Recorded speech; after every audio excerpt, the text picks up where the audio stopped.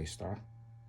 Okay, so the D33 meter made by PolyK are very easy to install. There are only two data cables. One is 3 pins, the other one is 7 pins. You need to connect the shaker and the meter from the back. You cannot make any mistake. Okay, come to the back. Okay, so these two cables connect the shaker to the back of the meters because they have different number of pins, so you cannot make any mistake. So it's very easy to install. And over here, and here is unique. Here is a load cell that can measure from 0 to 10 Newton compression load that can tell you the static force. To use this one at the beginning, you can make sure the two ball electrode or hemisphere electrode are separate. And at this time, suppose the force should be 0. If it's not 0, for example, right now it's negative 0.15, you can push the down arrow to 0. Okay, now it's 0. Okay, the D33 meter, and you have the display, the D33 or false. This is the D33 right now. When you push it down, it displays the false, and this false can be adjusted. Okay, now we measure D33. D33, you have two range times 1. It means 0 to 2000 picocoulomb per Newton. You push it down, push it down, it will measure 0 to 200 picocoulomb per Newton. This is for some material with low D33, for example, polymers like a PVDF. And now let's use some sample to show you. Right now we are at the 2000 picocoulomb per Newton range, and here is PMMPD single crystal Piezo material made by TRS. They are grade X2B. The thickness is 0.5 millimeter, and it has gold electrode. Okay, and I just need to put this one between the two ball electrode and rotate this very gently. At the same time, you see over there, you see the static force meter. This means I applied about 1 Newton static force.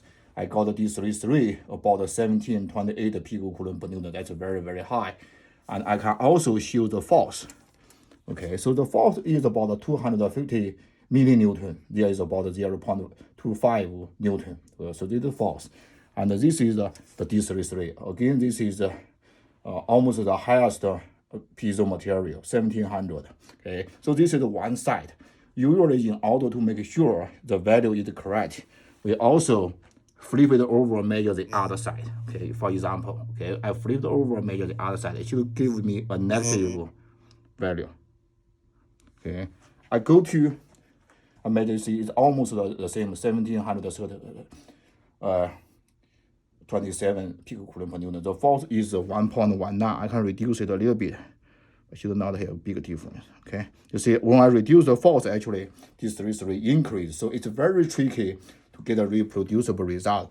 This is the static force, how tight these two electrodes hold the sample, and the dynamic force is totally different. The dynamic force is very small, and it's the frequency is 110 Hertz. So there are two different concepts. The measurement is through the dynamic force. The static force is only used to hold your sample, but that force also have a significant effect on the measurement result. So again, this is if it's not 0, if the positive and the negative value are not the same, you can always zero it, make sure the positive and negative are the same by final adjustment. Okay, so over here. And then next, let's measure a normal piezo ceramic. This is APC 855 0.5 millimeter thick with silver electrode. Okay, I do the same thing. I measure it. I reduce the force a little bit. Okay. For example, at the very low force is about 530 picocoulomb per Newton. It's much lower than the single crystal. If I increase the force, you see, if I increase the force, you see the D33 reducing. Okay. Okay, it continues to reduce. So you know, this force in most D33 meter, you can only feel it by hand.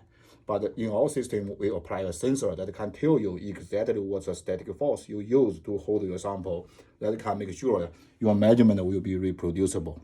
So if I measure the other side, again, the same idea, we do the measurement. You should measure two sides, make sure they are reproducible. You see this side is a little bit higher. That means I should re-zero it, but, okay. And the next, I'm going to measure a Piezo PVDF film made by PolyK technology. It's a 120 micron PVDF film. And actually, for the d33 measurement, it's so easy because the two hemisphere ball are the electrode. You do not need to put the electrode on your sample. Actually, it's better not to put the electrode on your sample. Okay, for example, this is just a PVDF film, no any electrode.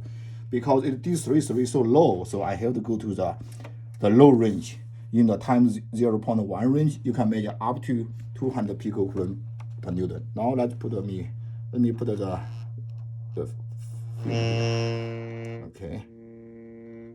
So at 1 Newton, I can get about 20. And these films, piezo response may not be very uniform. So if you measure different area, it may be higher. Okay. Oops. And here it's not. Something wrong here. The film is too big. Sometimes if the film is too big, you have to cut it. Okay. And it's probably poor contact. Okay. So something like this, it's a low value, but it's much lower than the ceramic or PMNBT. But you can make it into a flexible sample. Okay.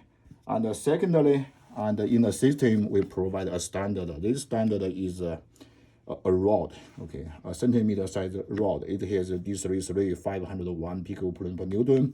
Before you use your equipment, you can always do the calibration as instructed in the manual. We also provide two flat electrode that you can replace it. Okay, right now it's two hemisphere. You can use two flat electrode or one bottom flat, top ball, depends on your sample geometry. Some materials are very soft. You may want to use the flat electrode because it can reduce the pressure. For example, polymer foam or polymer electrode. So that's something you can do. And the measurement is actually also very tricky. If I measure a very small area of the film, I can even get a much higher value. But again, it all depends how to do it. Sometimes if the film is a little bit false, it can also change it.